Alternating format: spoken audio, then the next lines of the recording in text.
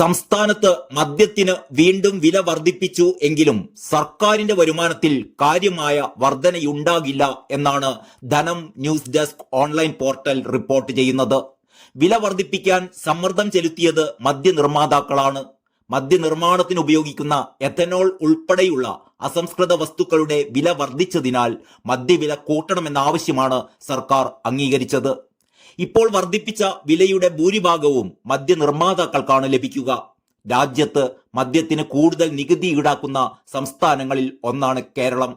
കേരളത്തിൽ ഏറ്റവും കൂടുതൽ വിറ്റഴിക്കപ്പെടുന്ന ജവാൻ ബ്രാൻഡിലുള്ള മദ്യത്തിന്റെ വില 193 രൂപ 73 പൈസയാണ്. ഇതിന്റെ നികുതിയാകട്ടെ 486 രൂപ 27 പൈസയും.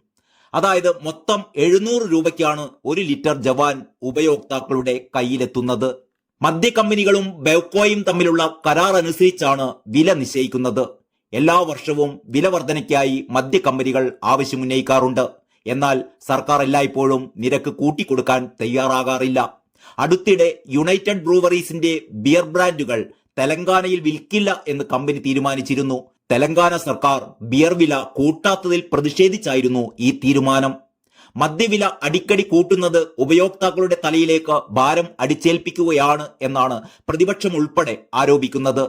സംസ്ഥാന സർക്കാരിന്റെ വരുമാനത്തിന്റെ നല്ലൊരു പങ്ക് വരുന്നത് മദ്യവിൽപ്പനയിൽ നിന്നാണ്.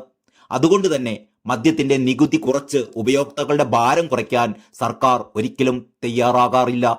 മദ്യവില കൂട്ടിയതിനെതിരെ പ്രതിപക്ഷം രംഗത്ത് വന്നിട്ടുണ്ട്. മദ്യക്കമ്പനികൾക്ക് കൊള്ളലാഭം ഉണ്ടാക്കുന്നതിനു വേണ്ടിയാണ് വില വർദ്ധിപ്പിച്ചത് എന്നാണ് പ്രതിപക്ഷ നേതാവ് VD സതീശൻ ആരോപിച്ചിരിക്കുന്നത്.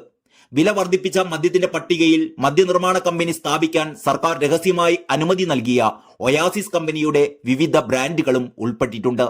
മദ്യനിർമ്മാണ കമ്പനിക്ക് അനുമതി നൽകിയതിന് പിന്നാലെ മദ്യക്കമ്പനികൾക്ക് വേണ്ടി വില വർദ്ധിപ്പിക്കാനുള്ള സർക്കാർ തീരുമാനം സംശയകരമാണ് എന്നും പ്രതിപക്ഷ നേതാവ് ആരോപിക്കുകയുണ്ടായി.